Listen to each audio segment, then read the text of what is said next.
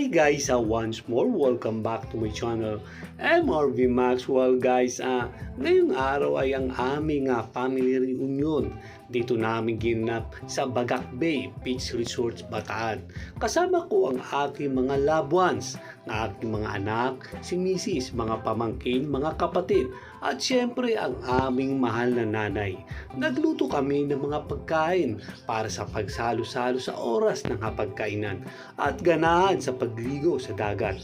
Talagang walang katulad pag ang buong pamilya ay nagsama-sama. Talagang masaya dahil bihira magkita-kita. Ika nga ay once a year kung magkatipon-tipon. Kaya naman ganun na lang ang saya. Nadadagdagan ang saya lalo na maraming pagkain ang nasa hapagkainan. Kasama rin namin syempre ang aming mga apo sa tuhod kung saan ay sobrang saya at magandang pagmasdan ang mga batang naglalaro sa tabi ng dagat.